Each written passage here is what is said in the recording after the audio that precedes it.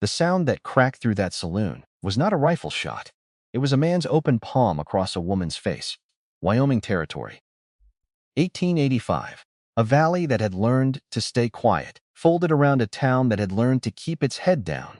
Gold light dying behind the ridge. Dust settling in an empty street.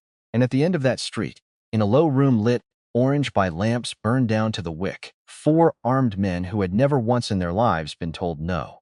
She did not fall. She did not cry out. She set the tray down, slow, and turned back to face him, with the blood already rising under her cheek. Outside, in the dark, a shed full of paper waited to burn. Nobody in that room understood yet whose daughter they had just struck, and her hand was already moving. Wyoming Territory. 1885. A town called Split Rock, sitting quiet at the base of a valley, that didn't ask questions and didn't answer them either. Here, a widow poured whiskey for men who never looked twice at her hands, because those hands used to hold a different kind of weapon. Here, a banker in a fine coat owned the sheriff, the judge, and half the deeds in the county. And here, on one ordinary evening, a stranger's palm would meet a woman's cheek, and in less time than it takes to draw a breath, he would learn exactly whose daughter he had struck. This is the story of Corinne Hale, a waitress, a widow, a secret nobody in Split Rock was ready for. Morning in Split Rock always arrived the same careful way. Slow at first, gray light pooling behind the eastern ridge, then all at once, gold spilling down across the valley floor like something poured from a pitcher too large for any hand to hold steady. Corinne woke before her son did, same as always, because mornings were hers, the only hour of the day that belonged to nobody but her, and she had learned over 2 years to guard that hour the way some women guarded jewelry. She rose in the cold dark, dressed by feel more than sight, and stepped out onto the small porch of the house Micah had built for them their first spring in Split Rock, back when the wood was still pale and unweathered, and the whole future had seemed as wide open as the sky above the ridge. She watched the sun climb. She always did, because her father used to say a person who couldn't sit still and watch the sunrise had already lost something they'd never get back. Inside, her son stirred, and the day began the way it always began. Oatmeal on the stove. A washcloth run quick over a small, stubborn face that didn't want washing. Boots that never seemed to fit right, no matter how many times she let out the laces. "Ma," the boy said, 5 years old and already talking, like he'd rehearsed the question overnight. "Why do you carry Grandpa's gun?" Corinne's spoon stopped halfway to the pot, because he wasn't supposed to know about the gun. She kept it hidden well enough, she'd thought, beneath the loose board by the hearth, wrapped in oilcloth, same as her father had always kept his own. "What makes you say that?" she asked. "Careful, even." "Saw it. When you thought I was asleep." He said it plain, the way children say things, without any understanding of the weight behind them. "Is it cause of bad men?" She knelt down to his level, because some conversations couldn't happen from standing height, not with a boy this age, not about a subject this heavy. "Sometimes," she said, "the world has bad men in it, and sometimes a person needs to know how to protect the people she loves. Your grandpa taught me that, a long time ago. Will you teach me?" "Someday," she said, and meant it, though the word tasted strange in her mouth, because someday assumed a future gentle enough to allow for such lessons, and she wasn't certain, not yet. Not with Silas Grieve's shadow stretched long over this valley. That gentle futures were something Split Rock still had on offer. She walked him to Mrs. Abernathy's that morning, same as always. Past the mercantile, past the bakery, where the smell of bread always made him tug at her hand and beg, past the church whose bell hadn't rung in earnest since the Sunday of Micah's funeral, because Corinne had stopped attending after that, unable to sit in a pew and listen to promises about a benevolent order to the world that her own life had stopped believing in. Pruitt was already sweeping the saloon porch when she arrived for her shift, and he looked up at her with the particular expression he reserved for mornings after a hard night, though last night had been ordinary enough, quiet enough, no trouble at all. "You're distracted," he said. "I'm always distracted, Pruitt. You've just never bothered to notice before." "I notice plenty." He set the broom aside, leaned against the porch post, and studied her a long moment. "Something's different in you lately. Since the boy started asking questions, I imagine. You'd rather he didn't ask." Corinne's spine went straight. "How would you know what my son's asking?" I don't, I'm guessing. Pruitt's eyes were kind, though, not accusing. Guessing because I've known you 2 years now, Corinne, and in 2 years I never once saw the shadow on your face that's sitting there now. You've got the look of a woman carrying something heavier than a tray of drinks. She didn't answer that, because there wasn't an answer she was ready to give. Not yet. Not even to a man who'd been kinder to her these 2 years than most of the town combined. The day moved slow through its ordinary business. Ranch hands in for their midday meal, complaining about cattle prices and a winter that had come too hard, too fast the year before. A traveling peddler selling ribbons and buttons out of a cart, his horse looking as tired as he did. Two boys chasing a dog down Main Street, laughing the particular reckless laugh of children who had never once had to consider. That laughter itself was a kind of luck. Corinne moved through all of it, with her careful, practiced smiles. And beneath it, the same coiled stillness she'd carried for 2 years. The readiness of a woman who had learned young that peace was a season, not a permanent condition, and seasons always turned. It was that evening, with the lamps burning low and orange, that the door opened, and 4 men walked in, and the room changed before anyone said a word. Corinne felt it first in her spine, a tightening, an old instinct buried deep, clawing its way up through years of practiced stillness. She did not turn around immediately. She finished setting down the tray. She counted her breath. 1, 2. Because panic was a tell, and tells got people killed, and she had learned that lesson before she'd learned her letters. Dutch Hollis led them in. He was lean and sun-cracked, not built like a bull the way some of Grieve's men were, but he carried himself like one anyway. Shoulders thrown back, thumbs hooked in his gun belt, a sneer sitting comfortable on his face like it had never once left. His duster was road dirty, his hat pushed back off his forehead, and the 3 men behind him fanned out through the saloon the way wolves fan out around a herd that doesn't know it's already been chosen. Evening, folks, Dutch said, to no one and everyone. Don't mind us. We're just here collecting. Pruitt's jaw tightened behind the bar. Collecting what exactly? Mr. Grieve's fee. Dutch smiled without warmth. Protection. Same as always. We paid last week, and now it's this week. Dutch let his hand drift, slow and deliberate, toward the grip of his revolver, not drawing, just reminding. Funny how the calendar keeps turning, ain't it? Nobody in the saloon moved, because everybody understood the arithmetic. Silas Grieve owned the bank. Silas Grieve owned the judge. Silas Grieve, by careful and patient design, was buying up every deed in the valley, one intimidated signature at a time, and men like Dutch Hollis were the instrument he used to make sure the ink dried fast. Corinne kept her eyes down, kept moving, kept pouring, until Dutch's gaze found her. Well now, he crossed the room in 4 unhurried steps, boots loud against the boards, and stopped close enough that she could smell the whiskey already on him from some earlier stop. Ain't seen you before. You knew?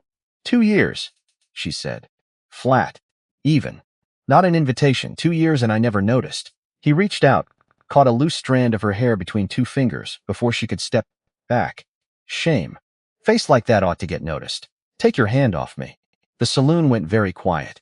Dutch grinned wider, because that was the wrong thing to say to a man like him. Or maybe it was exactly the right thing, because men like Dutch Hollis fed on exactly this kind of resistance. Small, futile, satisfying to crush, or what? Or you'll regret it. He laughed. Short, ugly, genuine. That's so. Dutch. One of the other outlaws, younger, nervous, glanced toward the door. We got the fee to collect. Let's just... Shut up, Riley. Dutch didn't look away from Corinne. I'm having a conversation. She should have stayed silent.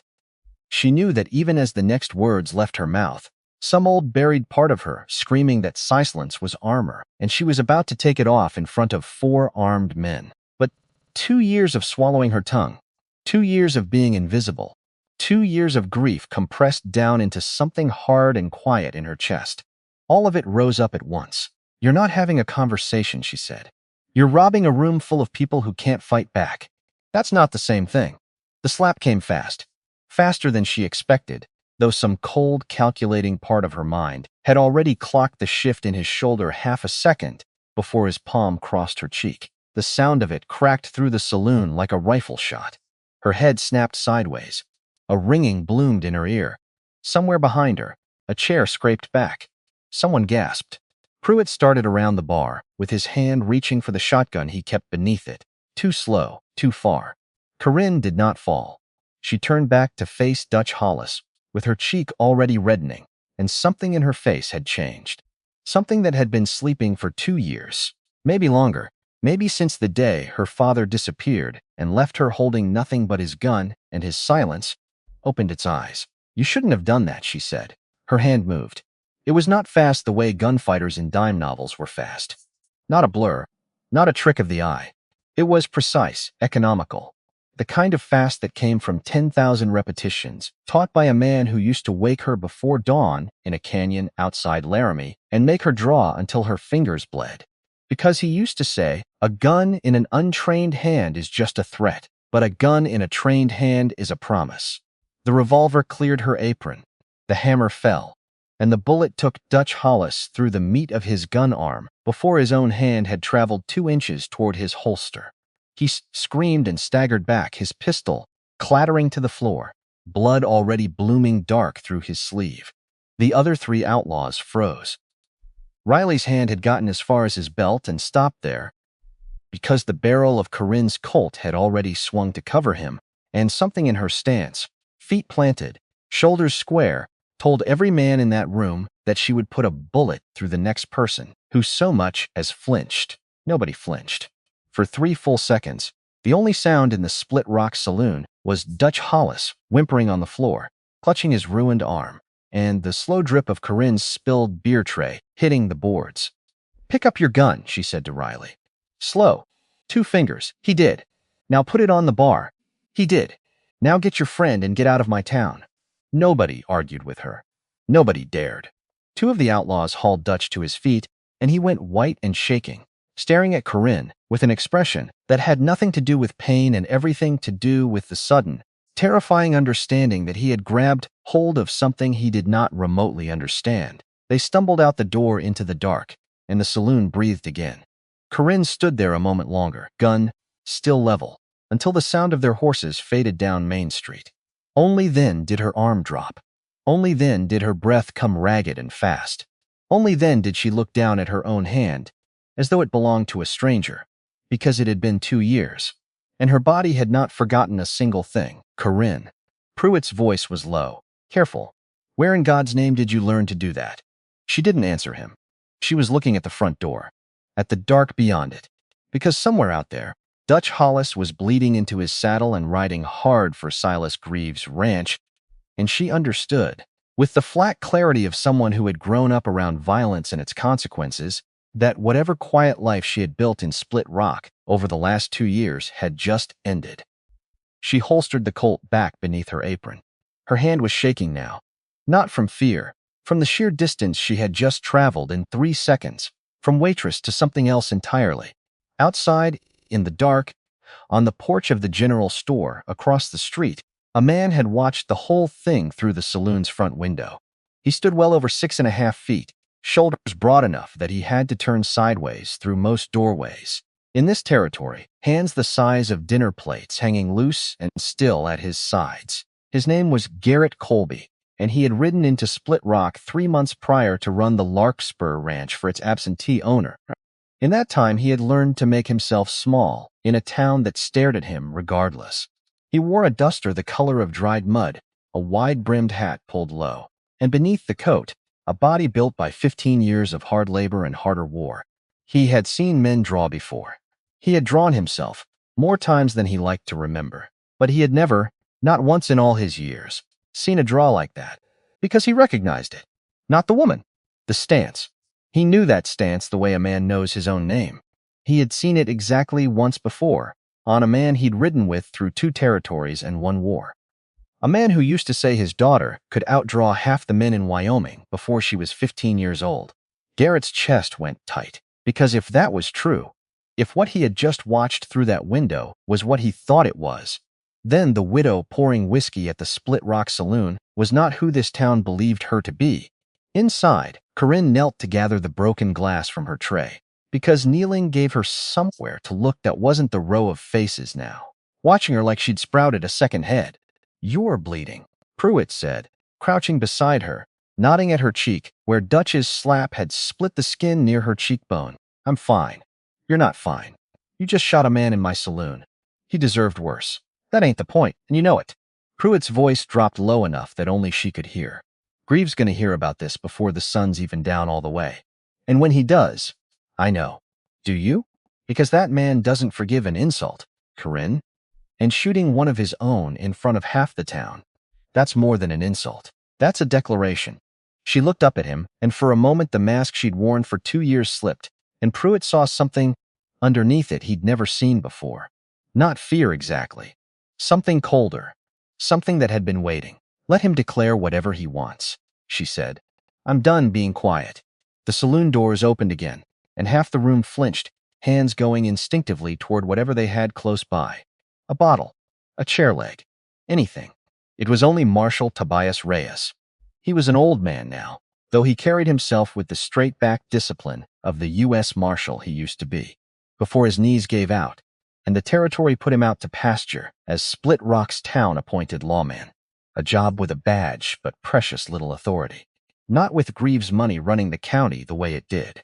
His mustache had gone gray years ago. His eyes had not gone soft to match it. He surveyed the room, the blood on the floor, the broken tray. Corinne, still kneeling amid the shattered glass, her cheeks swollen and red. Somebody want to tell me what happened here, he said. Nobody spoke. He crossed to Corinne and crouched down slow, joints cracking audibly, until his eyes were level with hers. Corinne. Marshal. Dutch Hollis rode out of here 10 minutes ago, bleeding from the arm and cursing your name to every soul on Main Street. His voice was quiet enough not to carry. I need you to tell me what happened. He hit me. I stopped him from doing it again. With a gun. With the only thing I had. Reyes studied her a long moment, and something passed behind his eyes. Some calculation. Some memory dragged up from deep water. Where'd you learn to draw like that? She said nothing. Corinne. His voice sharpened, just slightly. That wasn't luck. That wasn't some lady grabbing a gun out of fear and getting fortunate. I've seen men train their whole lives and not move that clean. So I'll ask you again. Where did you learn? She held his gaze. It doesn't matter where I learned. What matters is what happens next. Reyes exhaled slowly through his nose, and when he spoke again, his voice had dropped so low it was barely more than breath. What happens next is, Silas Grieve finds out one of his men got shot by a saloon girl, and he doesn't let that stand. Not because he cares about Dutch Hollis. He doesn't care about Dutch Hollis, any more than he cares about the dirt under his boots. He cares about what it looks like. A woman standing up to him, even by accident, even in self-defense. That's a story that spreads. And Silas Grieve does not let stories spread that he doesn't control. So what do you suggest? I do. Apologize to the man who hit me. I suggest you be careful. He rose, knees popping again, and looked down at her, with an expression she couldn't quite name. Something between warning and grief. More careful than you've been in a long while, I think. He turned to leave, then paused at the door, and without looking back, said one more thing, quiet enough that only Corinne caught it. Keep that boy of yours close tonight. Then he was gone into the dark, and Corinne knelt there on the saloon floor with her heart hammering against her ribs. Because Marshal Reyes had said that like he knew something, like he knew exactly why, a woman with her skill and her secrets had been hiding in a saloon apron for 2 years, raising a son alone, waiting for a danger she couldn't name to finally show its face. It was nearly midnight before Corinne finished cleaning up, sent the last of the stragglers home, and stepped out onto the boardwalk into the cold night air. The valley stretched dark and silent around Split Rock, mountains cutting jagged silhouettes against a sky thick with stars, the kind of sky you only saw out here, far from any city's glow. She pulled her shawl tight around her shoulders and started toward the small house at the edge of town where her son slept, where Mrs. Abernathy, the widow who watched him during her shifts, would be waiting up with a lamp burning low. A shape moved out of the shadows near the mercantile, and every instinct in her body coiled at once, hand already drifting toward her apron before she registered who it was. Garrett Colby, standing there in the moonlight, a full head and shoulders taller than any man had a right to be, his hat in his hands instead of on his head, which struck her as strange, because men out here didn't remove their hats for waitresses. Didn't mean to startle you, he said. His voice was low, rough at the edges. the voice of a man who didn't use it often. You didn't. A lie, and they both knew it, but he let it pass. I saw what happened, through the window. Half the town saw what happened. Not like I did. He turned his hat over once in his hands. I've seen men draw before. In the war. After it. I've seen fast, and I've seen mean, and I've seen lucky. What you did wasn't any of those things. Corinne went very still. What are you saying, Mr. Colby? I'm saying I knew a man who moved like that. Taught his daughter to move like that. So the story went, though I never had cause to believe the story till tonight. He looked at her directly now, and there was something in his eyes, grief maybe, or recognition, or both tangled together. His name was Amos Doyle. The name hit her like a second slap, harder than the first, because Amos Doyle was her father's name. The name he'd carried before the territory swallowed him whole and spat out only silence in his place. How do you know that name, she said, and her voice had gone very quiet. Because I rode with your husband, Garrett said. Micah, before Split Rock, before any of this. We served together, and after the war, we rode fence lines together for 2 years, and he used to talk about his wife's father, like the man was something out of a legend. Fastest hand in 3 territories, he used to say. Taught his own daughter everything he knew before he vanished. Garrett's jaw tightened. I didn't put it together till tonight. Didn't have cause to. But I watched you draw on that outlaw, and I saw Amos Doyle's hands on a woman half his size, and I understood exactly whose daughter was pouring my whiskey for the last 3 months.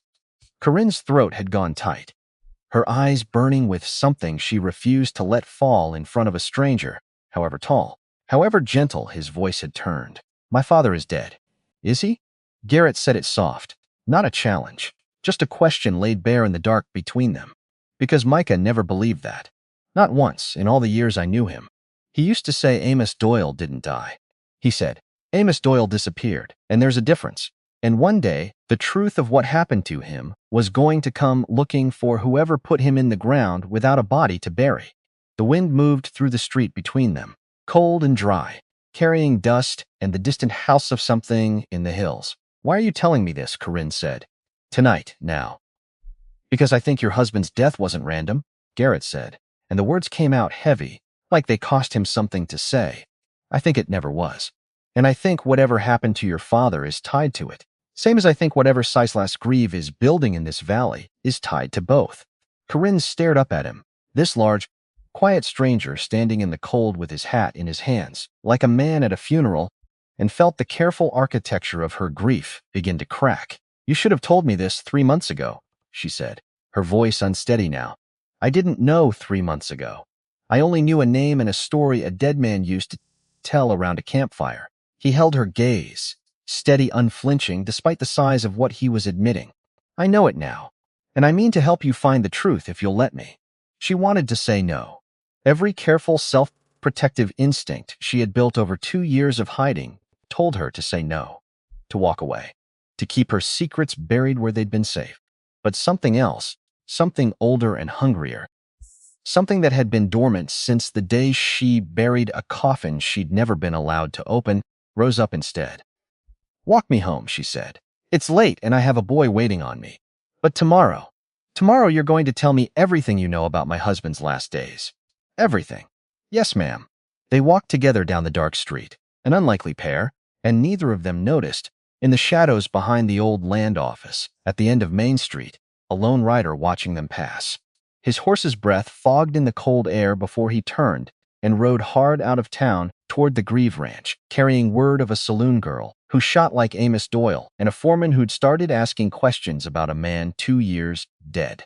Corinne slept little that night. She lay in the dark of her small house, her son's breathing soft and even through the thin wall separating their rooms, and stared at the ceiling, replaying the last hour again and again. The slap, the draw. The name Amos Doyle spoken aloud for the first time in years by a man who had no reason to know it. She thought, too, of her son's question that morning, "Why do you carry Grandpa's gun?" and felt some cold premonition settle over her that the world she had built for him, careful and small and safe, was about to widen in ways she could no longer control. Somewhere past 3 in the morning, she finally drifted into a shallow, restless sleep. She woke to the smell of smoke. Not the familiar smoke of the wood stove, banked low for the night, but something sharper, more urgent, carrying on the wind through her window. She sat up fast, heart hammering, and crossed to the glass in time to see it. A red glow rising from the direction of the old records shed behind the land office, flames already licking up through the roof, sparks scattering into the dark sky like a dying constellation. She knew, without being told, without needing to ask, exactly what was burning. Her father's old land claims. The deed records old Wit had been keeping safe for her for years, tucked away in that shed because nobody thought to look there, because nobody remembered Amos Doyle owned anything at all anymore. Someone remembered now. Someone had ridden through the night to make sure that whatever proof existed of what Silas Grieve had taken, and from whom and how, would never see daylight. Corinne pulled a shawl over her nightdress and ran barefoot into the cold street, joining the small crowd already gathering to watch the shed collapse in on itself, timber cracking and screaming as it fell. Pruitt was there, half-dressed, a bucket in each hand, though the fire was already too far gone for buckets to matter. Marshal Reyes stood at the edge of the crowd, his face lit orange by the flames, his expression unreadable. And there, at the far edge of the gathered townsfolk, stood Garrett Colby, still fully dressed as though he hadn't slept at all, watching the fire with his jaw set hard and his hands curled into fists at his sides. He crossed to her without a word, and together they watched 2 years of buried secrets burn down to ash and cinder in the cold Wyoming night. "They know," Corinne whispered, "whatever they were hiding. They know we're looking now." "Then we'd better look faster," Garrett said, "before they burn down everything else worth finding." Above them, the smoke rose black against a sky just beginning, at its farthest edge, to turn the pale gray of an approaching dawn. The quiet life Corinne Hale had built for herself in Split Rock was gone now, burned down as surely as the shed at the edge of town. What came next? She understood, standing there in the cold with her bare feet in the dust and a tall, silent man steady at her side, would not be quiet at all. Morning came up thin and gray, and with it came the particular ache of a town, trying to pretend it hadn't just watched something important burn to nothing. Shopkeepers swept their porches. The bakery filled the air with the smell of bread. Ordinary life going on, because ordinary life didn't know how to do anything else. Even with the world tilted sideways underneath it, Corinne stood at the edge of the ruin, staring down at the black skeleton of collapsed timber, and felt something in her chest that she hadn't expected. Not despair. Something closer to resolve, cold and clean, settling into the space where fear should have been. "You're up early," a voice said behind her. She didn't need to turn to know it was Garrett. She'd learned already, in less than a day, the particular weight of his footsteps, heavier and slower than most men's, careful in a way that suggested he'd spent a long time learning not to break things by accident. "Couldn't sleep," she said. "Didn't see the sense in lying there, pretending I could." "Same." He came to stand beside her, looking down at the wreckage. "I rode out to the old survey line before sunup. Wanted to see it in daylight, since we won't get another chance without drawing eyes. And I think you should see it yourself. Tonight, if you're willing." He hesitated, the way he seemed to hesitate before anything that mattered. "There's a building out there. Grieve's got guarded, windowless. New enough construction, but reinforced heavy for something that's supposed to be empty storage. Somebody spent money making sure whatever's inside stays inside." Something cold moved through Corinne's stomach. "Reinforced when?" "Recent. Last couple months, best I can tell from the fresh timber and the fittings on the door. But the foundation under it's older. Whoever built the original structure did it years back. They've just gone and shored it up hard lately, like they were expecting somebody to come looking." Corinne turned that over, in her mind, the shape of it settling into place with the particular dread of a puzzle piece, fitting somewhere you didn't want it to fit. A building old enough to have stood for years, quietly, unremarked. Strengthened only recently, urgently, the way a man strengthens a cage once he starts to worry about who might come looking for what's inside it. "Tonight," she said. "After my shift." She survived her shift in a haze, smiling when smiling was required, pouring drinks when drinks were required, and feeling the whole time like a woman standing on ice that had already begun, somewhere far beneath her feet, to crack. The whispers had already started. By midday, the story of the shooting had traveled the length of Split Rock and doubled back on itself twice, growing teeth with each retelling. Heard she near killed him. She overheard a ranch hand saying to his companion, over a plate of beans he barely touched. Heard she's some kind of gunslinger, been hiding out as a waitress. My cousin says Grieve's fixing to have her arrested. Arrested for what? Defending herself. Don't matter what for, if Grieve wants it done.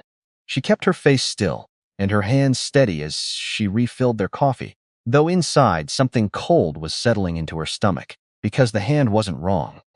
In Split Rock, in this valley, in this territory, the law was whatever Silas Grieve decided it should be on any given day.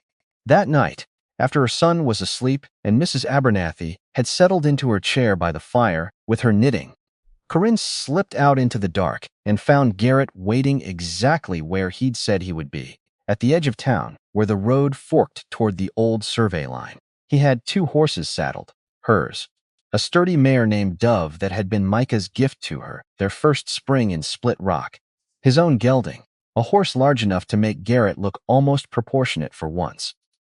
They rode out under a sky heavy with stars, the valley silent except for the wind and the soft rhythm of hooves against packed earth, and Corinne felt something in her chest ease slightly despite everything.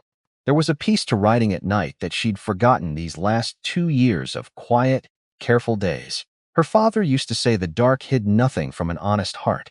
She hoped, tonight, that he was right. They reached the old survey line an hour before midnight.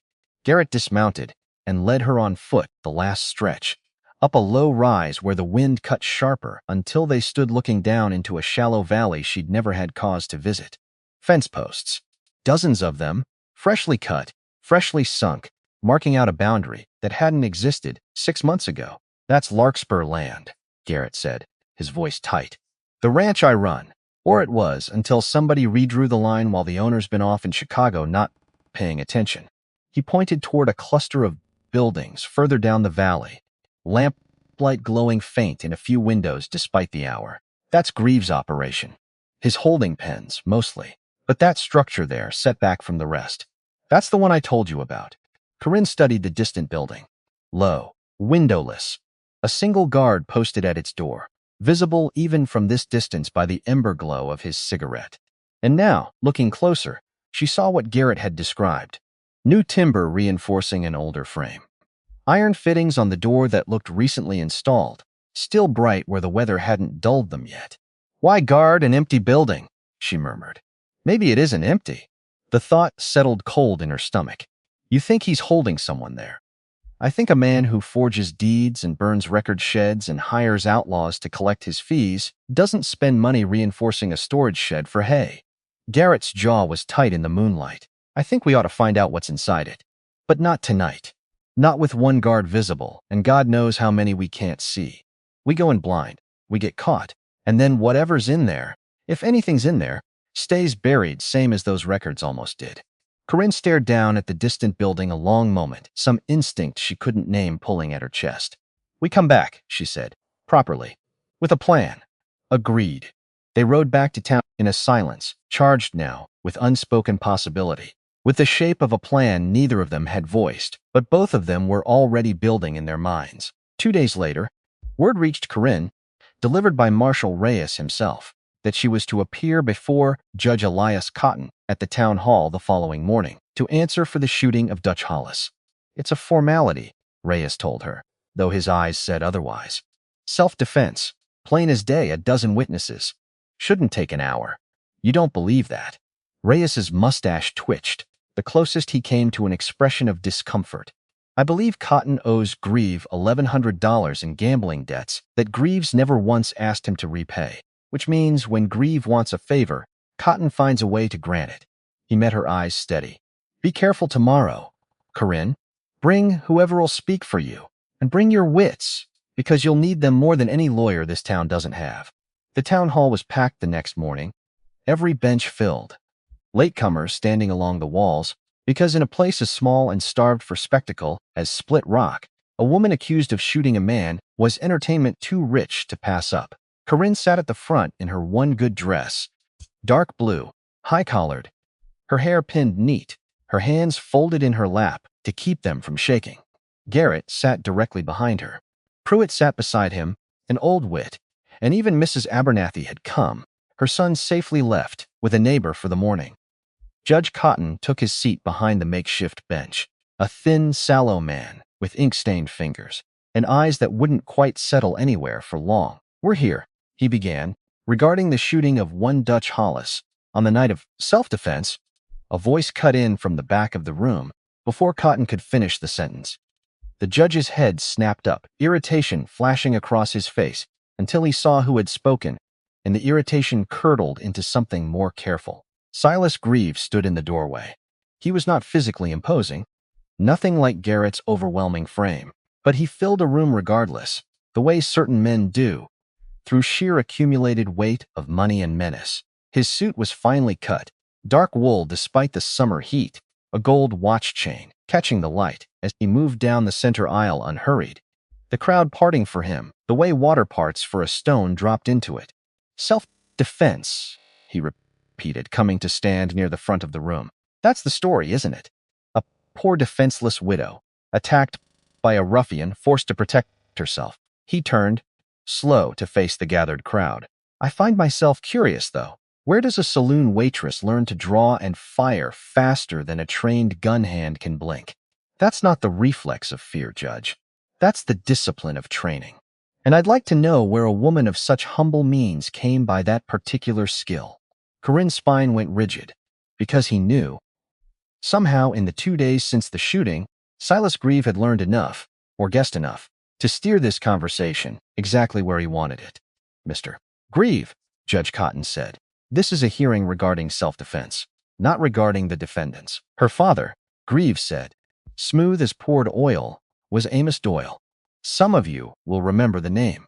A gunfighter of some local legend who disappeared some years back under circumstances nobody ever quite explained. I find it a curious coincidence that his daughter, hiding under a married name in this very town, should suddenly reveal skills identical to his. His eyes found Corinne's. "I wonder, Judge, whether we oughtn't examine more closely who this woman truly is, and what she might be hiding, before we simply wave away a shooting as an act of innocent self-defense." A murmur rippled through the crowd, because half of them hadn't known, hadn't connected the name, and now the story was rewriting itself in real time, in a dozen whispered conversations at once. Corinne rose to her feet before she'd fully decided to. "I'll answer for myself," she said, and her voice, to her own surprise, came out steady. "Yes, Amos Doyle was my father. Yes, he taught me to shoot, same as any father teaches a child to survive in a hard land. That's not a crime, Mr. Grieve, and it's not the question this hearing was called to answer." She turned to face Cotton directly. "The question is whether I was justified in defending myself against a man who struck me in front of a room full of witnesses. There are a dozen people in this hall who saw exactly what happened. I'd invite the court to ask them, rather than ask Mr. Grieve, who wasn't present, and who seems awfully interested in my family history, for a man with no stake in this matter." The room went very quiet. Grieve's smile didn't waver, but something behind his eyes went flat and cold. "I have every stake in this town's safety, Mrs. Hale. I've invested considerably in its future." "You've invested considerably in owning its past," Corinne said. "There's a difference, and I think this whole room knows it, even if they're too frightened to say so out loud." A few heads nodded in the crowd. Quick, furtive movements, gone as soon as they came, but Corinne caught them, and so, she was certain. Did Grieve. Judge Cotton cleared his throat, visibly uncomfortable now. "I think, given the circumstantial natures of Mr. Grieve's concerns and the plain evidence of self-defense before us, we can conclude this matter without further." "Might I call a witness?" Grieve said, cutting him off. Cotton's jaw worked, but he nodded, because refusing Grieve was not a habit the man had ever successfully cultivated. Grieve turned toward the doorway and gestured, and 2 of his men entered, dragging between them Riley, the young nervous outlaw, who'd tried to talk Dutch down the night of the shooting. "Tell the court," Grieve said, "what you told me yesterday, about the widows' associations." Riley's eyes flicked toward Corinne, guilty and frightened, and when he spoke, his voice shook. "She's been meeting with the foreman from Larkspur, Colby, riding out at night, together, to the old survey line. I seen them myself 2 nights back." The crowd murmured again, this time with a different flavor, something closer to scandal than fear. "Interesting," Grieve said, letting the word hang in the air like smoke. A widow of such tragic virtue riding alone into the dark with a man 3 times her size, investigating land that happens to border my own operations. I begin to wonder, Judge, whether this hearing oughtn't examine more than a single gunshot. Garrett rose to his feet behind Corinne, and the room seemed to hold its breath at the sheer scale of him standing. I'll answer that, he said, his voice deep and even. Mrs. Hale and I rode out together because I have reason to believe her husband's death 2 years back wasn't the random tragedy this town was told it was. And I have reason to believe her father's disappearance 6 years back is connected to it. He looked directly at Grieve. I served with Micah Hale before he settled here. I owe him the truth about how he died, same as I owe his widow. The truth about what happened to her father. If that offends you, Mr. Grieve, I'd ask you to consider why the truth troubles you so. The silence that followed was absolute. Grieve's composure didn't crack, not visibly, but something in his stillness afterward suggested a man recalculating. Careful, Mr. Colby, he said. Quiet now, all performance stripped from his voice. Accusations are a dangerous game in a town where I own the paper you'd need to prove them. Then I suppose we'll have to find proof you don't own. Judge Cotton, sweating despite the cool morning, banged his gavel with more force than the moment required. This hearing concerns a single act of self-defense, and I find, based on the testimony of numerous witnesses, that Mrs. Hale acted within her rights. This matter is closed.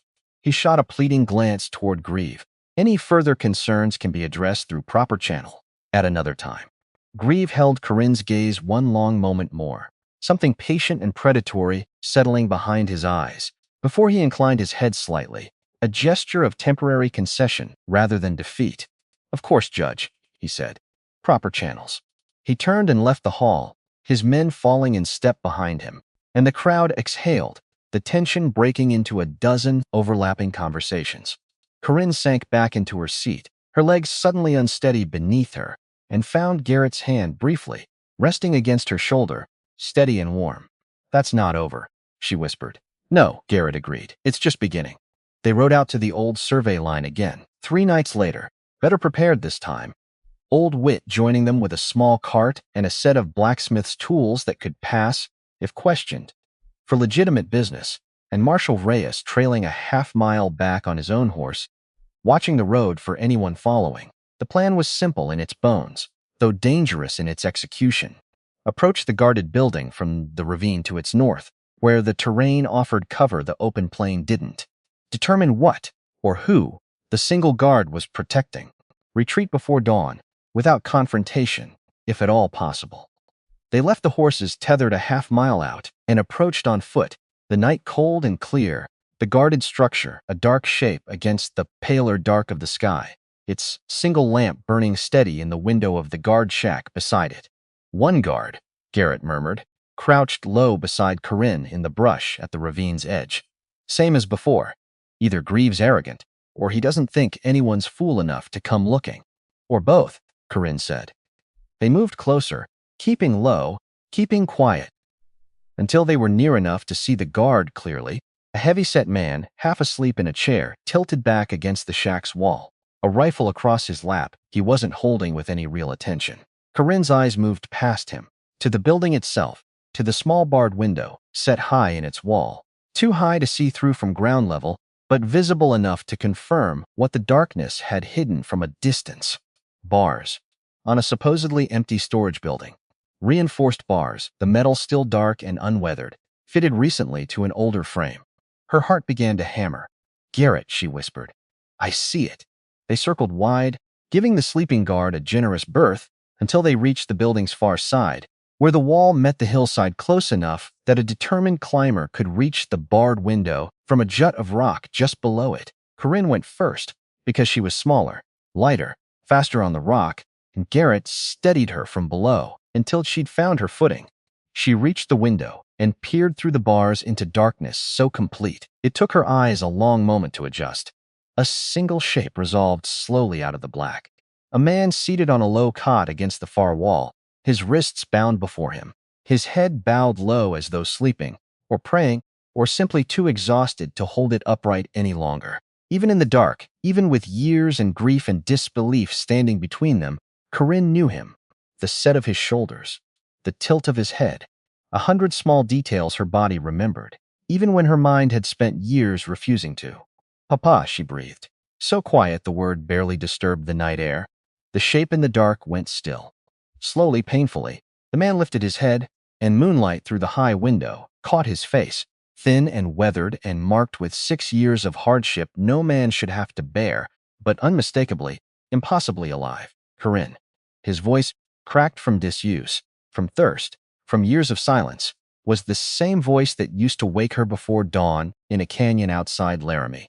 The same voice that used to say, again and again, until her hands stopped shaking and her aim went true, "You can do this, girl. I promise you can." Corinne's grip on the bars tightened until her knuckles went white. Tears she'd held back for 2 years, finally breaking loose and running silent down her face in the dark. "You're alive," she whispered. "You're alive. And they told me, everyone told me, I know what they told you." Amos Doyle's voice broke on the words. "I've had 6 years to imagine what they told you, and every version was worse than watching you find out the truth like this. I'm sorry, Corinne. I'm so sorry. What happened to you? Why didn't you? There's no time." His eyes, even in the dark, had gone sharp with urgency. "They moved me at dawn. Grieve's man said something about needing my signature on papers I won't sign, said if I don't sign by week's end, they're done waiting." His bound hands lifted slightly. "You need to go. Now. Before the guard wakes. Before... I'm not leaving you here. Corinne." His voice hardened, the old command in it. "You have a son. You have a life you've built. If they catch you here, they'll use you against me, same as they've used me against them for 6 years. Go. Come back with more than your own 2 hands. Come back with help." Below her, Garrett's whispered voice carried up. "Urgent. Corinne." Guards stirring. She looked back through the bars one last time at her father, alive, thin, bound, but alive. "I'll come back," she promised. "I swear it, Papa. I'll come back for you. I know you will." Something that might have been the ghost of a smile crossed his ruined face. "You always were the fastest hand I ever trained. Faster than me, if I'm honest, though I never told you that while I still had cause to keep you humble."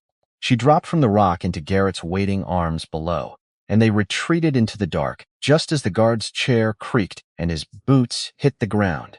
And they did not stop moving until the guarded building had vanished behind the curve of the hillside. They reached the horses and rode hard for town, and it was not until Split Rock's lights came into view that Corinne finally let herself speak, the thought that had been building in her chest the entire ride. "He's alive. 6 years and he's alive. And Grieve's had him this whole time." Her voice shook with a fury so complete it left no room for anything else. "Every year I mourned him. Every year I told my son stories about the grandfather he'd never meet. And Grieve had him in a locked room, a half-day's ride from my own front door." "We'll get him out," Garrett said. "I promise you that. They said they're done waiting. Week's end." Her jaw set hard in the moonlight. "That doesn't give us long." "No," Garrett agreed. "It doesn't." They rode the rest of the way in silence, the weight of what they'd found settling over both of them like the coming dawn, and somewhere behind them, in a guarded building at the edge of a valley Silas Grieve believed entirely his own, an old gunfighter sat in the dark and allowed himself, for the first time in 6 years, the dangerous luxury of hope. Word reached them the following evening, delivered by a breathless old wit who'd ridden into town at a pace that left his horse lathered and his own chest heaving. "They know," he gasped, half falling from the saddle outside the saloon's back door, where Corinne and Garrett had been waiting since sundown. Grieve's men were asking questions in the hills today about who'd been riding the survey line at night. Somebody talked, or somebody saw something, and it's got back to him. Corinne's blood went cold. The guard. Maybe. Maybe someone else entirely. Doesn't much matter now. Wick caught his breath, one hand braced against the saloon wall. What matters is Grieve's moved his timeline up. Word is he's transferring the prisoner tomorrow night instead of week's end. Somewhere further out. Somewhere we won't find him twice, tomorrow. Corinne's voice had gone very still. "Then we don't have a week to plan this properly." "We don't have a week," Garrett agreed. "We have a day." But before that day could be spent entirely on plans, there was another matter, and it arrived at dawn, with the smell of nothing burning at all, which somehow felt worse. Corinne found the note wedged into her own front door frame. weighted down with a stone so it wouldn't blow away in the night wind. She almost missed it entirely, stepping out into the gray early light to fetch water, same as any other morning. And it was only the unfamiliar color of the paper against the weathered wood that caught her eye. She didn't need to read the whole thing to understand its message. A single line scrawled in a hand she didn't recognize. "Stop looking, or the boys stop sleeping safe." Her hands went cold. She crumpled the paper before Mrs. Abernathy could see it through the window. Before her son could wake and ask questions she had no honest answer for, and she stood there on her own porch in the gray early light, feeling something in her chest that had nothing to do with fear and everything to do with the particular fury of a mother whose child has just been used as a threat. She found Garrett within the hour at the forge, with Whit and Reyes already gathered, the four of them huddled over the burned records fragment they'd salvaged from the shed 2 days before. She set the note down on the workbench without a word. Garrett read it once. His jaw went tight enough that a muscle jumped along his cheek. Reyes read it and swore, low and vicious, a word Corinne hadn't heard from the old marshal in the 2 years she'd known him. "That settles it," Reyes said.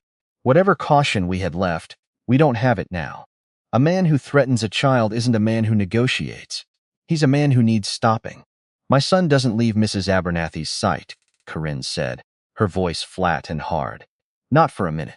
Not until this is finished." "Already arranged," Garrett said quietly. "I sent word to 2 of the Larkspur hands this morning, before the note ever showed up. Good men. They'll watch the house, in shifts, till we've settled this." Corinne looked at him, something in her chest loosening slightly, despite the fear still coiled there. "You did that before you even knew about the note." "I did that because I know Grieve," Garrett said. "I served with worse men than him, and I learned early that a cornered animal goes for whatever's softest. I wasn't about to let your boy be the soft thing Grieve reached for." She didn't trust herself to answer that.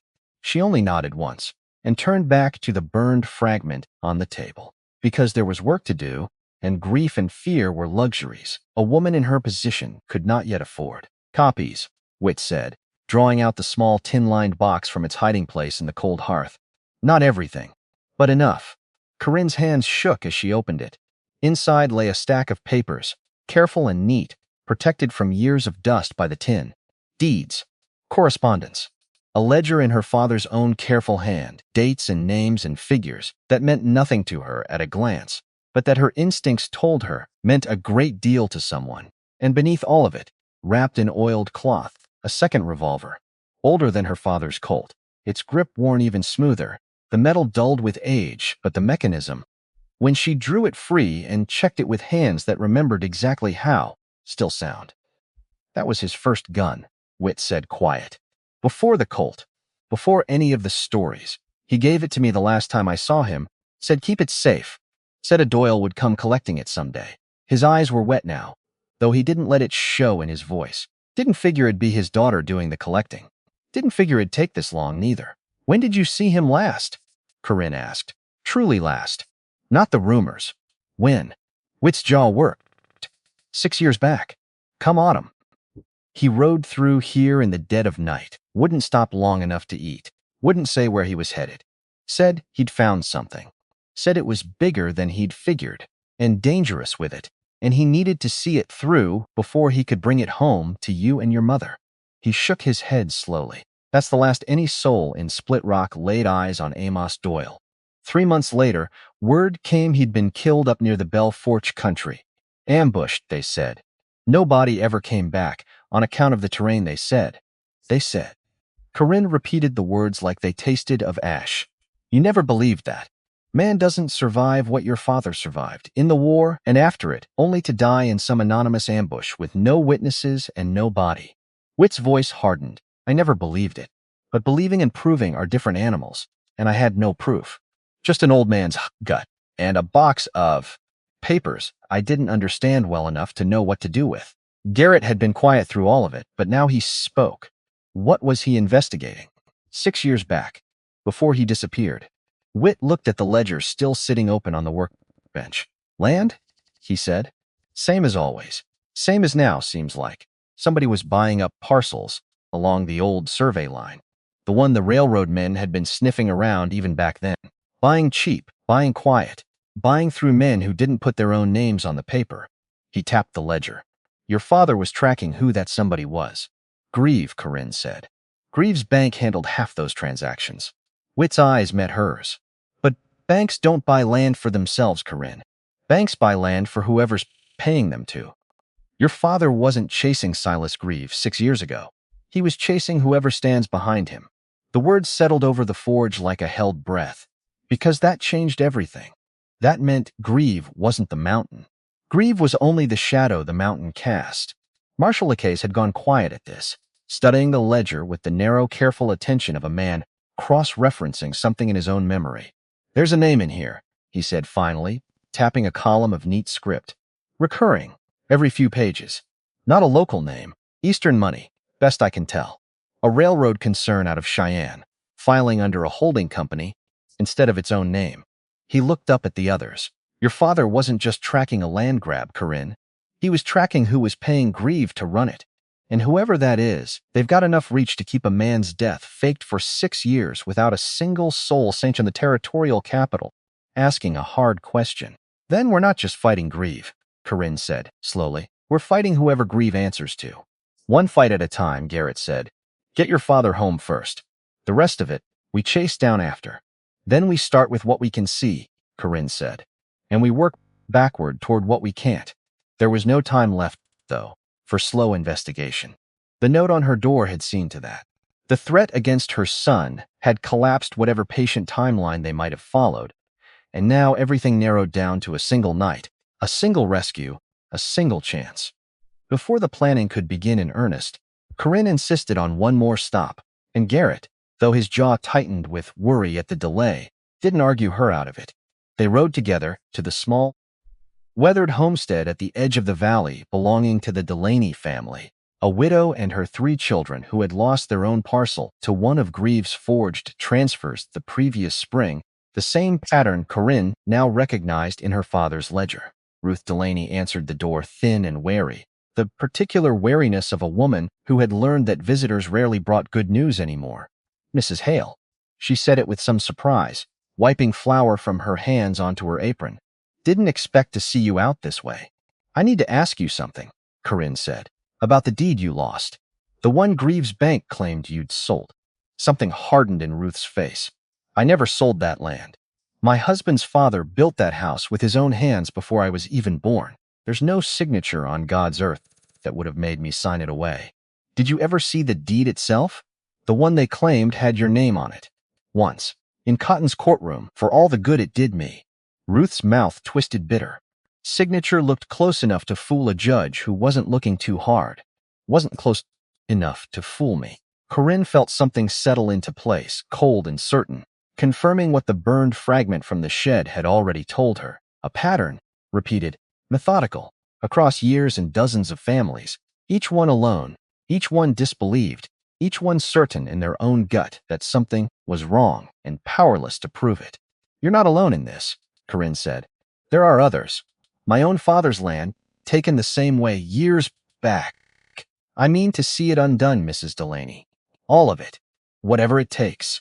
Ruth studied her a long moment, something cautious and hopeful warring behind her tired eyes. Why now? Why you? Because I finally have proof, Corinne said. And because I'm done being the only one who thought she was crazy for not believing the story she was told. They rode back toward town as the light went golden long across the valley, and Corinne carried with her now, not just her father's grief, but a valley full of quiet, unspoken grief besides. Dozens of families who had learned to swallow their suspicions the same way she had once learned to swallow hers. Marshal Reyes arrived at the saloon's back room after closing, tracing a rough map of the Grieve property from memory onto a scrap of paper, Pruitt keeping watch at the front door, the lamp turned low enough to keep their shadows from showing through the curtained windows.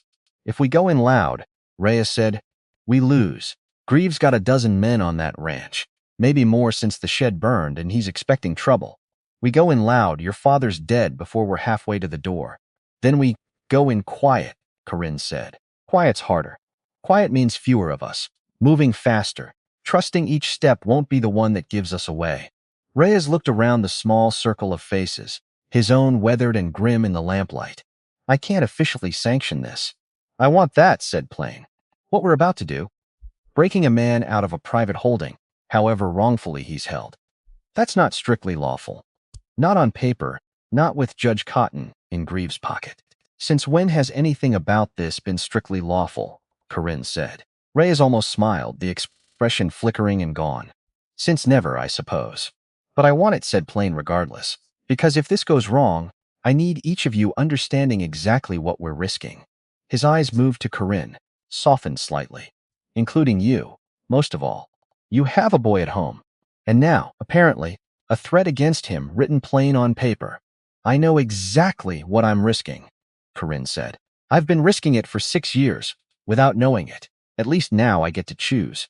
And I'd rather choose to end this than sit still and wait for Grieve to decide what happens to my family next. The room fell quiet a moment, the weight of that settling over them. All right then, Reyes said finally. Here's how we do this quiet. They planned late into the night, the lamp burning low, voices dropped to whispers, until every piece had a place and every person had a role. Reyes and Witt would create a diversion at the ranch's main gate. A wagon broken down in the road at just the hour the transfer was meant to begin, enough confusion to pull guards toward the front, while Corinne and Garrett came in from the ravine at the rear, same path they'd used before, same blind spot in the guard rotation. Corinne had counted with her own eyes 2 nights running. Get her father. Get out. Don't be seen. Don't be caught. Don't, under any circumstance, let this become a gunfight, because a gunfight against a dozen men was not a fight anyone walked away from clean. Somewhere past 2 in the morning, Corinne finally rose from the table, exhausted down to her bones but steadier than she'd felt in 2 years. Tomorrow night, she said, looking around at the small gathered circle, this unlikely collection of a blacksmith, a lawman, a bartender, and a rancher, all of them bound together now by a truth none of them had asked for, but none of them would abandon. We bring him home. Garrett walked her back to her small house through the dark, quiet town, and at her door, she paused, her hand on the latch, and turned back to him. Thank you, she said, for all of it, for the truth about Micah, for finding my father, for not walking away when a smarter man might have. I made your husband a promise, once, Garrett said, back when we were young enough to think promises like that came cheap. Told him if anything ever happened, I'd look after what mattered to him. His voice had gone rough, quiet. Took me too long to understand what that meant, but I understand it now. And what's that, you? He said simply. And your boy. And your father, if I can help see him home. I don't say things well, Mrs. Hale. Never have. But I mean to see this through, whatever it costs. Corinne studied him a long moment in the dark. This steady, patient man who had upended her careful, grief-shaped world in the space of a week and asked for nothing in return but the chance to help carry its weight. Tomorrow, she said softly, we'll need every part of you that's still standing. Then every part of me will be there. She went inside and stood a long moment in the dark of her own small house, listening to her son's steady breathing through the thin wall, and thought of her father in his locked room, a half-day's ride away, and of tomorrow night, and of everything that stood between now and the moment she might finally bring him home. Dawn came up pale and cold over the valley, and with it came the last full day before everything Corinne Hale had built in careful, quiet silence would be tested against the one truth she had never let herself fully believe. Her father was alive. And by tomorrow night, one way or another, that would no longer be a secret anyone could keep buried. The day itself passed the way condemned days always pass. Too slow in the waiting, too fast in the counting down. Corinne worked her shift at the saloon like any other day, because Grieve had eyes in this town, and a woman who suddenly stopped pouring whiskey the day before a prisoner transfer was a woman announcing her intentions to anyone paying attention. So she smiled, she poured. She counted coins into the till with hands that did not shake, though inside everything shook. She caught her own reflection once in the cracked mirror behind the bar and didn't recognize the woman looking back. Because the widow who arrived in Split Rock 2 years ago, quiet, careful, folded small enough to disappear into a room, that woman was gone. Something harder had taken her place. Something with her father's eyes and her father's steadiness and, God help her father's willingness to walk toward danger instead of away from it. She wasn't sure yet if that frightened her or saved her. Maybe both. Maybe there wasn't a difference, not really. Not out here. Night came down over the valley, thick and starless, clouds rolling in off the mountains to swallow the moon whole, and Corinne told herself that was luck. Good dark, merciful luck. She kissed her sleeping son's forehead before she left the house, lingering a moment longer than she should have. Because if this went wrong, if any part of this went wrong, this might be the last time. She didn't let herself finish that thought. Couldn't afford to. Grief was a door, and once you opened it even a crack, it had a way of swinging wide whether you willed it or not. Garrett was waiting at the edge of town, both horses saddled. He didn't say much. Didn't need to. He simply nodded once, checked the cinch on her saddle with a careful hand, though she'd already checked it twice herself, and swung up onto his own horse. Ready, he said. Not a question. No, she said honestly. But we're going anyway. They rode. The ravine swallowed them an hour later. The same cold rock, the same brush that scraped at their sleeves, the same held breath they'd carried the last time. Except this time, everything felt sharper, louder. Every snap of a twig underfoot sounded like a gunshot in her own ears. Because tonight was not a scouting run. Tonight was the thing itself. They reached the tree line above the guarded building, just as far off across the valley, a faint commotion rose from the direction of the main gate. Shouting. A horse whinnying. Startled. The unmistakable sound of a wagon wheel, grinding uselessly in a rut it had been driven into on purpose. Reyes, Garrett murmured. Right on time. Then so are we. They moved down through the brush toward the building's rear wall, and this time, no single guard dozed in a tilted chair. This time, two men stood posted, alert, rifles held ready instead of resting. Corinne's stomach dropped, because Wit had been right. Someone had talked. They know we're coming, she whispered. They know somebody might come. Doesn't mean they know when. Doesn't mean they know who. Garrett's voice stayed low, steady. We still have the diversion. We still have the dark. We adapt. He was already moving, circling wide through the brush toward the two guards, and Corinne followed. Her father's old revolver, heavy and familiar against her hip, her own Colt, a steadying weight beneath her coat. They came up on the guards from the blind angle, behind a stack of cordwood, close enough now that Corinne could hear their low conversation. Bored, restless, unaware. Don't see why we're standing out here in the cold when Dutch and his boys get to ride escort tomorrow? One was grumbling. Because Grieve wants two men on the prisoner till the wagon's loaded. That's why. You want to argue with Grieve, be my guest. Not arguing. Just cold. Garrett looked at Corinne, a silent question in the dark. She nodded once. What happened next happened fast and quiet, the way violence sometimes could be when executed by people who understood exactly what they were doing. Garrett came around the woodpile and closed the distance in 3 long strides before either guard fully registered the size of the shape moving toward them, and by the time the nearer one opened his mouth to shout, Garrett's hand had already closed over it, and the man went down hard and silent, the wind driven from him before he could make a sound. The second guard spun, rifle coming up, and Corinne moved on pure instinct, closing the gap and driving the butt of her revolver into the base of his skull before his finger found the trigger. He crumpled without a sound. 2 men down, neither dead, both silent. Door, Garrett breathed, already moving toward it. It was locked, iron and heavy, but the key ring on the fallen guard's belt yielded the answer quickly enough, and the lock gave way with a groan that felt, in the tense dark, louder than any gunshot. Inside, the darkness was absolute for one long, terrifying moment.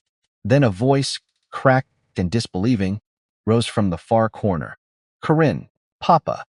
She was across the room before she'd decided to move, dropping to her knees beside the cot, her hands finding his in the dark, feeling the rope burns at his wrists, the thinness of him, 6 years of captivity, carved into every bone.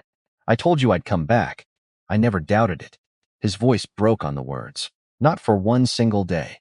Garrett was already working at the ropes with a knife drawn from his boot, and Amos Doyle rose unsteady to his feet, leaning hard on Corinne's shoulder. Can you ride? Garrett asked. I'll ride if the alternative is staying here. Amos's voice had regained some of its old iron. Which one of you fool children thought sneaking into Silas Grieve's ranch in the dead of night was a reasonable plan? That would be me, Corinne said.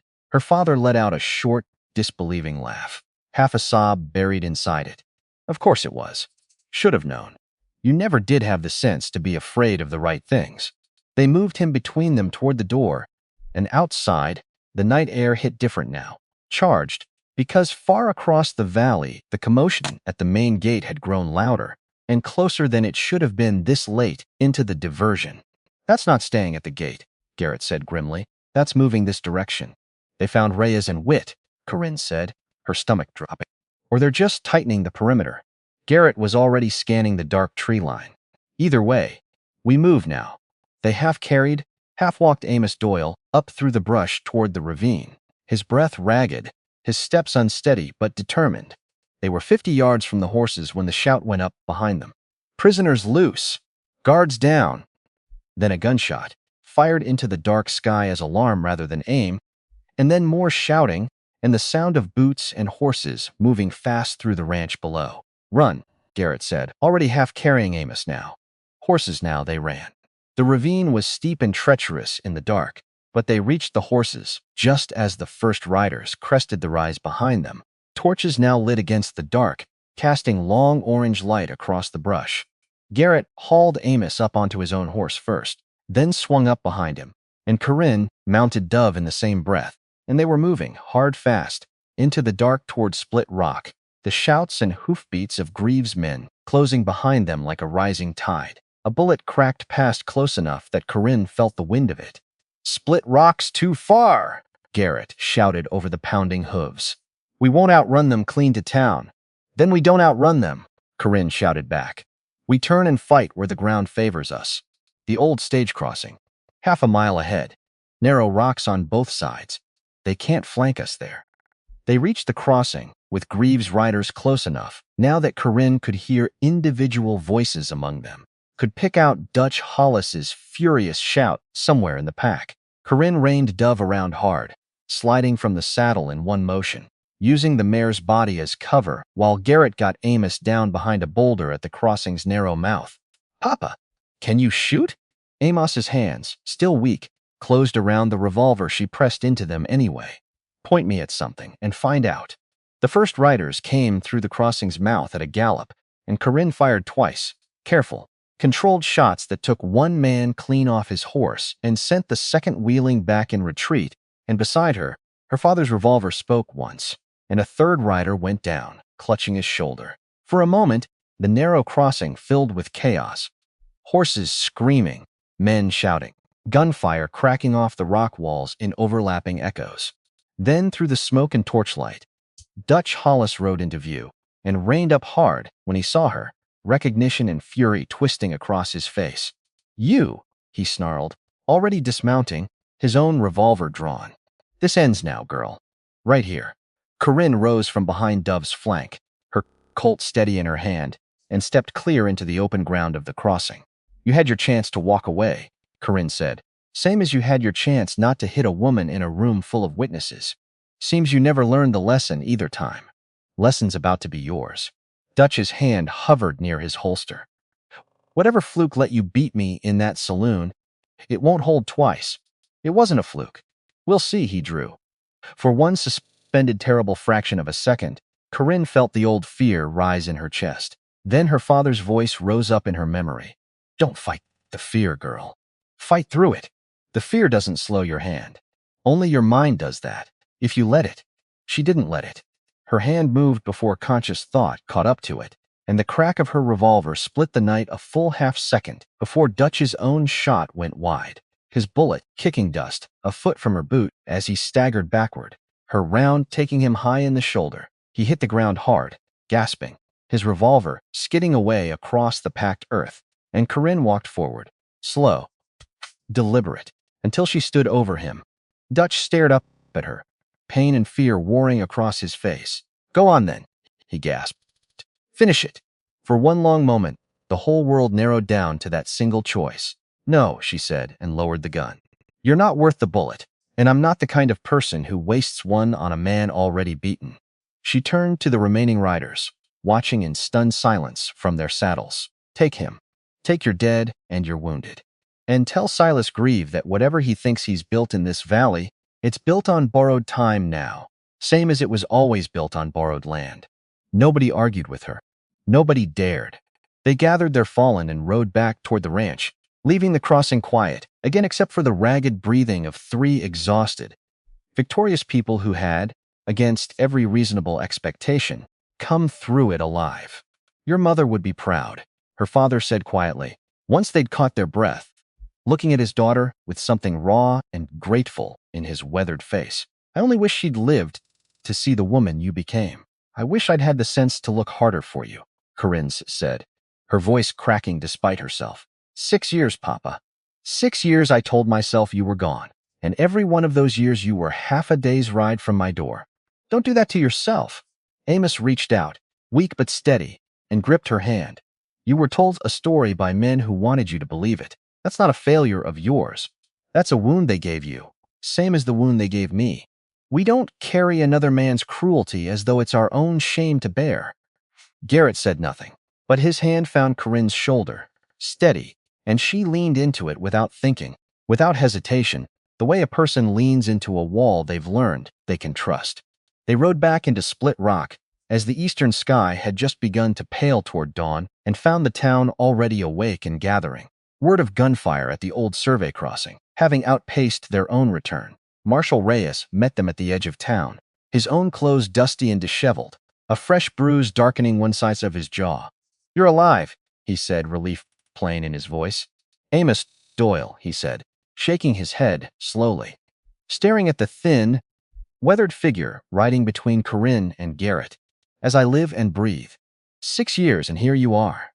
Word of the rescue spread through Split Rock, faster than the fire had spread through the records shed, and by the time the sun cleared the eastern ridge, the entire town had gathered along Main Street, drawn by rumor and disbelief in equal measure.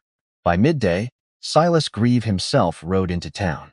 He came alone, which surprised everyone, no armed escort trailing behind him, only the man himself in his fine dark suit, his gold watch chain catching the noon sun as he reined up in the center of Main Street where the crowd had gathered thick around the saloon, around Amos Doyle, around the truth that had finally come home. He dismounted slow, unhurried, and the crowd fell silent around him. Mr. Doyle, Grieve said, his voice carrying easy across the street. I confess, I'm surprised to see you looking so well, given the circumstances of your departure. Departure. Amos's voice, weak but iron-edged, carried just as far. Is that what you're calling 6 years chained in a locked room? Grieve. A departure. A murmur ran through the crowd, sharp and immediate. A misunderstanding, Grieve said smoothly, though something behind his careful composure had begun, for the first time, to show its first hairline crack. One I intend to see corrected, now that the truth has come to light. My associates clearly overstepped, and I assure this town. Your associates, Corinne cut in, stepping forward to stand beside her father, her Colt still riding visible at her hip. We're following your orders. We have the deeds, Mr. Grieve, forged in my father's name, badly enough that any honest clerk in the territory could spot the fraud with half an hour's study. We have the ledgers, in my father's own hand, tracking every parcel you and whoever stands behind you have stolen from this valley over the last 6 years. Her voice rang clear across the silent street. We have Ruth Delaney and half a dozen families like hers, ready to swear before any judge who isn't bought and paid for that their signatures were never their own. And we have my father himself, alive, standing right here to testify to exactly who held him prisoner and why. The crowd's murmur had grown into something closer to a low roar now, dozens of voices rising at once. Years of quiet resentment and fear-finding, at last, somewhere safe to go. Grieve's composure finally, visibly, cracked. You have nothing that would hold up before Judge Cotton, he said, though his voice had lost its earlier smoothness. Judge Cotton, Marshal Reyes said, stepping forward from the crowd, his badge catching the light. Answers to territorial law, same as the rest of us, Silas. And territorial law doesn't much care for kidnapping, forgery, or arson, whatever debts a man might owe you personally. I'm placing you under arrest. Grieve's eyes swept the gathered crowd, calculating, searching for some remaining ally, and found none. Every face staring back at him now held some version of the same expression, the particular fury of people who had been afraid for years, finally realizing, all at once, that their fear had outlived its usefulness. This town, Grieve said, his voice rising. Desperate now, owes everything it has to my investment. Every business on this street, every family fed through a hard winter, every dollar you loaned. An old shopkeeper called out from the crowd, came with strings that near strangled half of us. My cousin lost his ranch to your bank over a debt you engineered yourself, and everybody standing here knows it. Another voice rose. Then another. Years of quiet grievance breaking loose all at once, and Grieve stood in the center of it, his fine coat and gold watch chain, suddenly looking less like symbols of power and more like the costume of a man about to be exposed entirely. His hand moved, slow, toward the revolver at his hip, some final, desperate instinct rising in him. "Don't," Garrett said, and the single word carried more weight than any speech could have. Stepping forward to stand beside Corinne and her father, a wall between Grieve and the family he'd spent 6 years trying to destroy. "Whatever's left of your dignity, Grieve, you'll want to hold on to it in front of this whole town watching. Draw on us, and you won't walk away from this street. Surrender, and you might yet see a courtroom instead of a grave." For a long, suspended moment, nobody moved. The whole street held its breath. Then Grieve's shoulders sagged, some final calculation collapsing behind his eyes. The arithmetic of the moment finally, undeniably clear, even to a man who had spent years believing himself untouchable. His hand fell away from the revolver. "This isn't finished," he said, though the words carried none of their earlier menace. Hollow now, the last gasp of a man already defeated. "No," Corinne agreed, stepping forward until she stood directly before him. "It's finished, exactly. Right here. Right now. In front of every person you ever frightened into silence." Marshal Reyes moved forward and took Grieve's arm, and the crowd parted to let them through, 100 eyes following the fallen banker's slow, silent walk toward the town jail, and something in the air of Split Rock itself seemed to shift, a held breath finally released after years of quiet suffocation.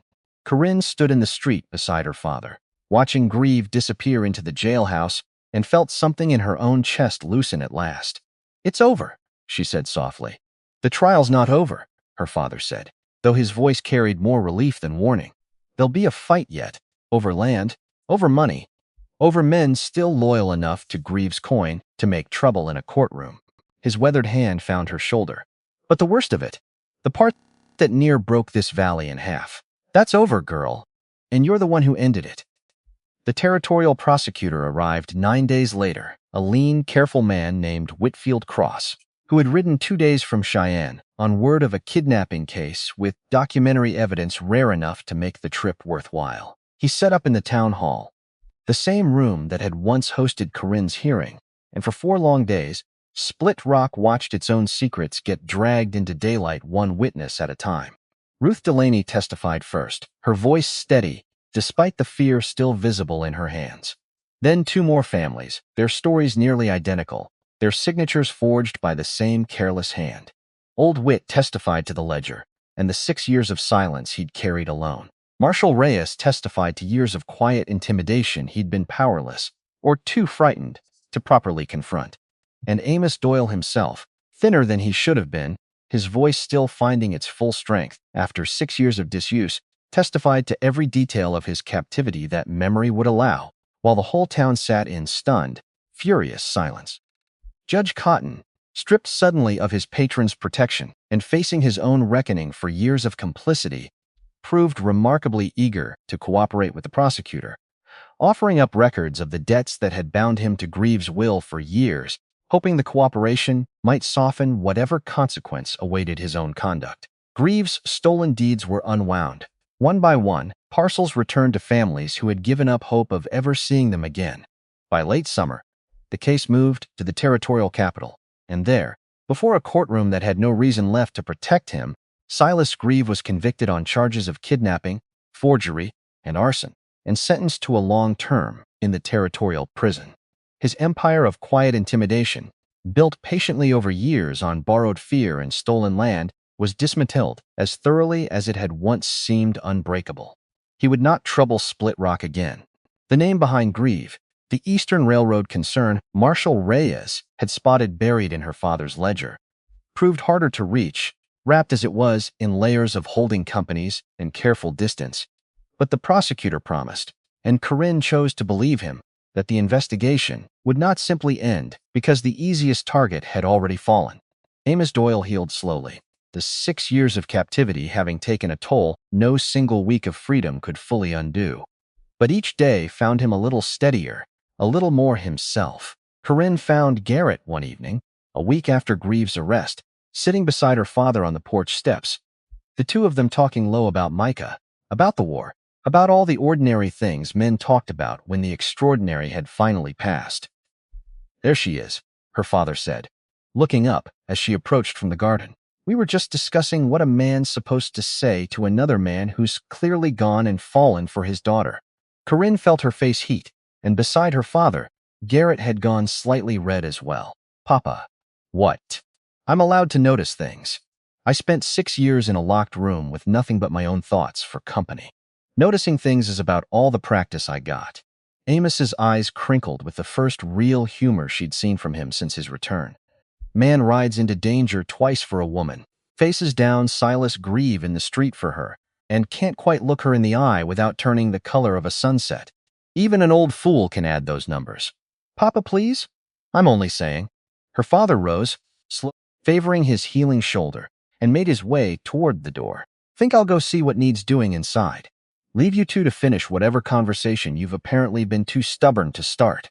He disappeared inside, and Corinne found herself alone on the porch steps with Garrett, the evening light going gold and soft across the valley. "Your father's not wrong," Garrett said finally, turning his hat over once in his hands. "About any of it." "Which part?" "All of it." He met her eyes, steady, despite the color still high in his face. "I told your husband once, a long time ago, that if anything ever happened to him, I'd look after what mattered to him. I meant it as a promise between soldiers back then. Simple as that." His voice roughened. It's not simple anymore, Corinne. Hasn't been simple since the night I watched you draw on a man twice your size and understood, in sets that same moment, that I'd never once in my life seen anything braver." Corinne's heart had begun to hammer, though this fear, if it could even be called that, carried nothing of the cold terror of gunfights and burning sheds. This was something else entirely. "I loved Micah," she said quietly. "I'm not the kind of woman who forgets that even now. I'd never ask you to." Garrett's voice was gentle, certain. "Micah was the best man I ever served beside. I don't aim to replace him, Corinne. I only aim to stand where he'd want somebody standing, if he could see how things turned out. Beside you. Beside your boy. For however long you'll have me there." The evening settled around them, gold light fading slow toward violet, and Corinne looked at this steadfast man, who had upended her careful grief with nothing but patience and honesty, and felt something in her chest that had been closed tight for 2 years, finally gently begin to open. "I don't know how to do this," she admitted. "Start again. I built such careful walls, Garrett. 2 years of them. I'm not asking you to tear them all down at once." He reached out, slow, giving her every chance to pull away, and when she didn't, his hand closed gentle around hers. "Just asking you to leave a door open. That's all. I've got nowhere else I'd rather be than waiting on the other side of it, however long that takes." "All right," she said softly. "A door, then. Left open." Winter came to Split Rock, the way it always did, hard and sudden, the valley folding under snow that made the mountains disappear for weeks at a stretch behind curtains of white. Inside the small house at the edge of town, though warmth held steady, Garrett came by most evenings. Sometimes with nothing more than a report on the ranch, sometimes with a small carved toy for the boy, whittled slow and careful by hands too large for such delicate work, but patient enough to manage it anyway. Amos grew stronger by the week, his laughter returning first in small, surprised bursts, then more freely, until by midwinter the house rang with it most evenings. 3 generations gathered close around a single stove against the cold outside. By the time the first green shoots of spring pushed up through the thawing ground, Garrett Colby had asked Corinne Hale to marry him, on one knee in the same garden where her father now spent his afternoons resting in the sun, and she had said yes before he'd even finished the question, laughing through tears that had, for once, nothing to do with grief at all. They were married in early summer, in front of the whole town that had once whispered about a widow riding out at night with a stranger, now gathered instead to celebrate the woman who had ended Silas Grieve's long reign of quiet fear and brought her own father home from the dead. Marshal Reyes stood as witness. Old Wit gave the bride away, since Amos Doyle, still healing, still learning how to be a father again after 6 stolen years, found himself too overcome to manage the walk down the aisle without his voice breaking entirely. By autumn, Corinne stood once more in her garden, her hand resting light against a belly just beginning to round, the whole hard, beautiful valley settling gold around her in the fading afternoon light. Her father sat on the porch nearby, steadier now, watching the horizon the way old men do when they've learned, finally, to trust that tomorrow will come. Garrett found her there, wrapping his arms around her from behind, his chin resting gentle atop her head, and together they watched the valley settle into evening, the mountains catching the day's last light. "Never thought I'd see this," Amos Doyle said from the porch, his voice carrying warm and quiet across the yard. A Doyle, settled, happy, safe. "Times change, Papa," Corinne called back, laughing despite herself. "Some things don't, though." Her father's weathered face broke into a smile that held 6 years of stolen time, and every ounce of gratitude a man could carry for finally getting it back. "You're still the fastest hand I ever trained, girl. Whatever else you've become since." Corinne looked up at her husband, at the valley spread gold and peaceful before them, at the family gathered close around her that she had once believed lost forever, and understood, with a certainty deeper than any she'd carried through 2 years of careful grief, that whatever came next, whatever this hard and beautiful territory still held in store, she would face it exactly as her father had raised her to. Steady, unafraid, and never ever alone again.